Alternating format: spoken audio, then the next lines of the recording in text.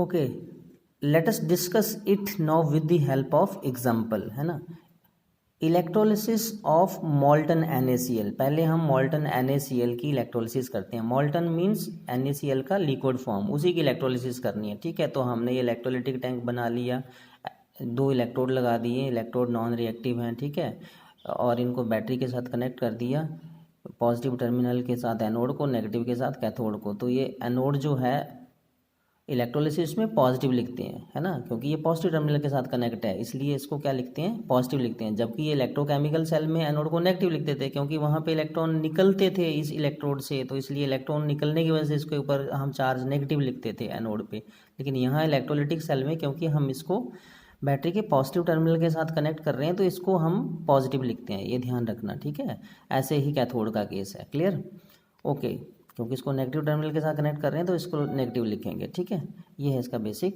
तो जब हम मॉल्टन NaCl की इलेक्ट्रोलिसिस करेंगे, जब हम सारा सेटअप कर देंगे और हम इलेक्ट्रिसिटी पास करेंगे सर्किट क्लोज करके, तो जो मॉल्टन NaCl है उसके आयन बनेंगे, Na+ आयन और Cl नेगेटिव आयन बनेगा, क्लियर। तो अब क्योंकि और कोई आयन नहीं है, बस Na+ आयन और Cl नेगेटिव आयन है इलेक्ट्रोलाइट में जो आयन बने हुए हैं इलेक्ट्रोलिसिस के ऊपर।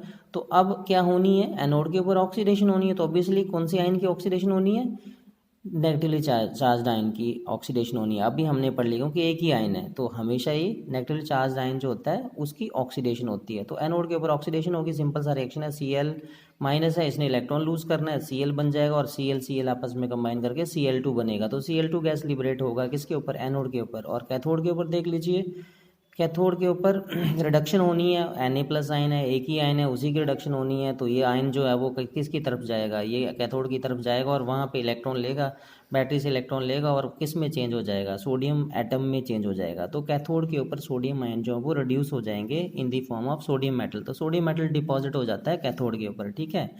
तो इस तरह से जब हम मॉल्टन NaCl की इलेक्ट्रोलिसिस करते हैं तो हम बता सकते हैं कि एनोड के ऊपर कौन सा प्रोडक्ट कौन सा निकलेगा, कौन सी गैस निकलेगी, क्लोरीन, और कैथोड के ऊपर क्या डिपॉजिट होगा, सोडियम। कई बार पूछ लेते हैं कि इलेक्ट्रोलिसिस के प्रोडक्ट बताओ जब मॉल्टन NaCl की इलेक्ट्रोलिसिस करते हैं, ठीक है। अब हम बात करते हैं electrolysis of aqueous NaCl solution. Aqueous NaCl solution का मतलब पानी में NaCl को डिसॉल्व किया हुआ है, पानी में NaCl का सोल्यूशन बनाया हुआ, उसकी इलेक्ट्रोलिसिस। तो जो पानी में सोल्यूशन बनाया तो ऑब्वियसली जब हम सारा सेटअप करेंगे, है ना, 2 मेटल के इलेक्ट्रोड, नॉन रिएक्टिव इलेक्ट्रोड लिए हैं, बैटरी के साथ कनेक्ट किया है, पॉजिटिव टर्मिनल के साथ जिसको कनेक्ट किया वो एनोड हो गया, नेगेटिव के साथ जिसको कनेक्ट किया कैथोड हो गया।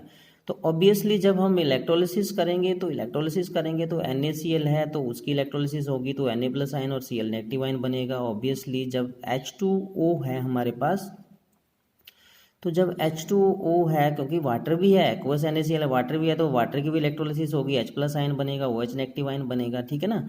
तो अब यहाँ पे हमारे पास इलेक्ट्रोलाइट में 2 कैटाइन्स हमें मिल रहे हैं और 2 एनाइन मिल रहे हैं ना।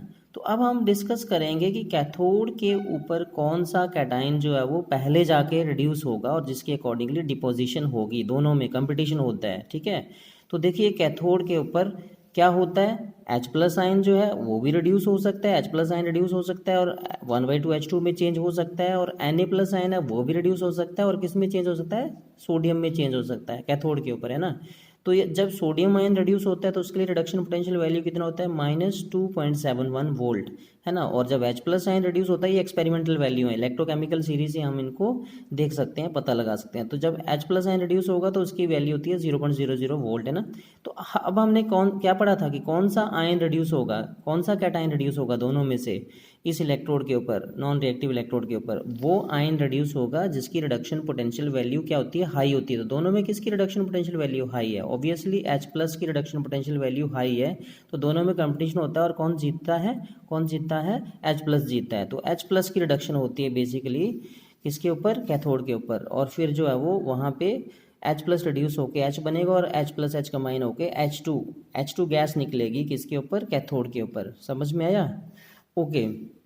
तो H प्लस आयन जो है ये देखो, H प्लस आयन ये इक्वेशन है एक, है ना, और H प्लस आयन हमें वाटर से भी H प्लस आयन मिलती हैं। तो हमें अगर कैथोड के ऊपर ओवरऑल रिएक्शन लिखना है तो इस इक्वेशन को और इस इक्वेशन को दोनों को ऐड करके लिखना पड़ेगा। तो दोनों को ऐड करके जो इक्वेशन आती है कैथोड के ऊपर वो हम इस तरह से लिख सकते हैं, दोनों को ऐड करके। क्लियर? ठीक है।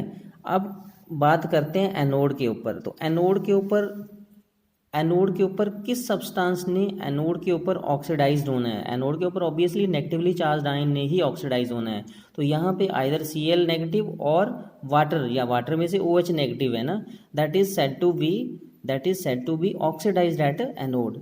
अब हम फिर कंपेयर करेंगे दोनों के लिए कि किसका रिडक्शन पोटेंशियल वैल्यू लो है, क्योंकि हमने पढ़ा है जिसका रिडक्शन पोटेंशियल वैल्यू लो होगी वही रिड्यूस होगा किसके ऊपर? एनोड, ऑक्सीडाइज होगा किसके ऊपर? एनोड के ऊपर।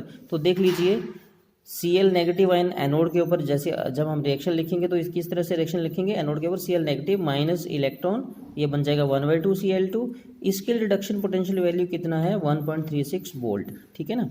और जब वाटर या OH नेगेटिव बोलो, वाटर ने ऑक्सीडाइज होना है या Cl नेगेटिव ने, तो वाटर ने जब ऑक्सीडाइज होना है तो वाटर ने क्या बना लेना है? 2H2O से क्या बनता है? O2 plus 4H plus 4 electron. तो वाटर की ऑक्सीडेशन हो रही है यहाँ पे है ना, क्योंकि ऑक्सीजन -2 ऑक्सीडेशन स्टेट में, और किस में चेंज का हो रहा है? वो ऑक्सीडेशन में क्या होता है? Loss of electron. तो यहाँ -2 में है, यहाँ 0 में है, तो ऑक्सीडेशन हो रही है। तो वाटर की ऑक्सीडेशन हो रही है ना, वाटर में या OH नेगेटिव आयन की ऑक्सीडेशन हो रही है, ये हम बोल सकते हैं। अब हम कंपेयर करेंगे दोनों को, किसका रिडक्शन पोटेंशियल वैल्यू लो है? बेटा यहाँ पे एक टेक्निकल पॉइंट है जो आप सभी को याद रखना है।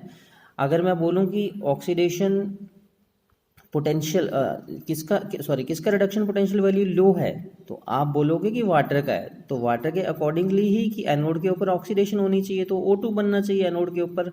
लेकिन याद रखना यहाँ पे ये जो O2 है ये ओवर वोल्टेज, ये पोटेंशियल एडअप कर देता है इसमें थोड़ा सा ना, ये एडअप कर देता है, और ये वैल्यू जो है इस वैल्यू से फिर बढ़ जाती है। ये आपको याद ही रखना है, ठीक है। ओवर वोल्टेज का कॉन्सेप्ट है ये, तो ओवर वोल्टेज का कॉन्सेप्ट है ये, हम इसको डिटेल में बाद में भी डिस्कस कर लेंगे। तो ये वैल्यू जो है इस वैल्यू से बढ़ जाती है, तो इस वैल्यू से जब ये वैल्यू बढ़ जाती है तो अब किसका, मान लो फिर अगर ये वैल्यू इस वैल्यू से बढ़ गई due to over voltage of oxygen, तो किसका फिर रिडक्शन होगा? Whose reduction potential value is low, तो किसका होगा फिर? Cl नेगेटिव का रिडक्शन पोटेंशियल वैल्यू लो होता है। ओके, तो उसी के अकॉर्डिंगली फिर Cl नेगेटिव जो आयन है वो रिड्यूस होता है कैथोड के ऊपर, ठीक है। तो कैथोड के ऊपर फिर जो है Cl नेगेटिव आयन एनोड के ऊपर Cl नेगेटिव आयन जो है वो ऑक्सीडाइज होता है, और फिर Cl negative ion electron lose करके Cl बनाएगा, और Cl कंबाइन करके Cl2 गैस लिबरेट होती है एनोड के ऊपर। ये आप याद रखोगे। सोल्यूशन में क्या बच जाएगा? OH नेगेटिव आयन बच जाएंगे और Na प्लस आयन बच जाएंगे, है ना। तो फिर वो सोल्यूशन में क्या बना लेंगे? NaOH बना लेंगे, जिसकी वजह से सोल्यूशन कैसा हो जाएगा? बेसिक हो जाएगा। एक लास्ट एग्जांपल हम इलेक्ट्रोलिसिस की और ये वाली स्टडी कर लेते हैं, जिसमें कि हम इलेक्ट्रोलिसिस करेंगे किसकी? एक्वस कॉपर सल्फेट सोल्यूशन की, है ना। दोबारा से इनर्ट इलेक्ट्रोड यूज़ कर रहे हैं हम, ठीक है। अभी आज हम इनर्ट इलेक्ट्रोड की ही बात करेंगे, नॉन रिएक्टिव इलेक्ट्रोड की बात करेंगे, ठीक है। रिएक्टिव इलेक्ट्रोड कल पढ़ेंगे, ठीक है। तो इलेक्ट्रोलिसिस ऑफ एक्वस NaCl बहुत सिंपल सा है। एक टैंक बना लिया, एक्वस NaCl नहीं, एक्वस कॉपर सल्फेट। कौन सा? Aqueous copper sulphate. टैंक बना लिया, नॉन रिएक्टिव इलेक्ट्रोड ले लिए, प्लेटिनम के ले लिए, बैटरी से कनेक्ट कर दिया, एक को एनोड बना दिया, दूसरे को कैथोड बना दिया, और एक्वस कॉपर सल्फेट सोल्यूशन ले लिया। जब हम सर्किट को कंप्लीट करेंगे तो फिर इलेक्ट्रिसिटी पास करेंगे, तो इलेक्ट्रोलिसिस होगी, आयन बनेंगे। कौन कौन से आयन बनेंगे? कॉपर आयन बनेगा, सल्फेट आयन बनेगा, वाटर है तो वाटर, क्योंकि एक्वस है तो H प्लस आयन बनेगा, OH नेगेटिव आयन बनेगा, है ना। तो ये 4 आयन बनेंगे। अब फिर दोबारा से कंपैरिजन है कि कैथोड के ऊपर कौन सा कैटायन, Cu2 प्लस आयन या H प्लस आयन, दोनों में से किसने रिड्यूस होना है कैथोड के ऊपर? तो फिर वही बात है, ये डिपेंड करता है रिडक्शन पोटेंशियल वैल्यू के ऊपर, जो कि इलेक्ट्रोकेमिकल सीरीज से हमें पता चलता है। तो हम दोनों की रिडक्शन पोटेंशियल वैल्यू देखेंगे, तो हमें एक्सपेरिमेंटली हम देखेंगे कि जो कॉपर आयन है उनकी reduction potential value as compare to H plus ion जो है वो हाई होती है, लार्ज होती है। तो इसी के अकॉर्डिंगली कॉपर आयन रिड्यूस होता है, और कॉपर आयन जो है वो 2 इलेक्ट्रॉन लेके कॉपर में चेंज हो जाएगा, कॉपर डिपॉजिट होगा कैथोड के ऊपर। क्लियर? ऐसे ही एनोड के ऊपर आइदर OH नेगेटिव और SO4 negative ion that is said to be oxidised at anode. तो किसकी ऑक्सीडेशन होनी है? तो फिर दोबारा से हम कंपैरिजन करेंगे सल्फेट आयन का और वाटर का या OH नेगेटिव आयन का इलेक्ट्रोकेमिकल सीरीज से। तो इलेक्ट्रोकेमिकल सीरीज से हम देखेंगे सल्फेट आयन के कंपैरिजन में OH नेगेटिव आयन जो है या वाटर जो है उसका जो रिडक्शन पोटेंशियल वैल्यू है वाटर का वो लो होता है। तो दोनों में तो जिसका रिडक्शन पोटेंशियल वैल्यू लो होगा उसी की एनोड के ऊपर क्या होगी? ऑक्सीडेशन होगी। तो सल्फेट आयन और OH नेगेटिव आयन में कौन सा आयन जो है वो ऑक्सीडाइज होगा एनोड के ऊपर? वाटर होगा, या फिर वाटर से जो OH नेगेटिव आयन हमें मिलेंगे वो एनोड के ऊपर ऑक्सीडाइज होंगे। तो वही है, OH नेगेटिव आयन जो है वो ऑक्सीडाइज होंगे, उन्होंने इलेक्ट्रॉन लूज करना है, OH बन गया और 4OH जो है they will change into 2H2 + O2। तो ऑक्सीजन गैस लिबरेट होगी एनोड के ऊपर। तो सोल्यूशन में क्या रहा बच्चों बताओ? सोल्यूशन में क्या बचेगा? OH नेगेटिव आयन तो चाहे यहाँ रिड्यूस हो गए, है ना, Cu2+ तो ऑक्सीडाइज हो गए, Cu यहाँ रिड्यूस हो गए, तो बचा क्या? सोल्यूशन में क्या बचा? H+ आयन बचेंगे और साथ में सल्फेट आयन बचेंगे। तो H+ आयन और सल्फेट आयन जब आपस में बचेंगे तो वो कंबाइन करके क्या बना लेंगे? H2SO4 बना लेंगे। तो बताओ सोल्यूशन जो बचेगा उसकी नेचर क्या होगी? वो एसिडिक हो जाएगा। इस केस में क्या हो जाएगा? एसिडिक हो जाएगा। I hope you have understand all the things. Thank you.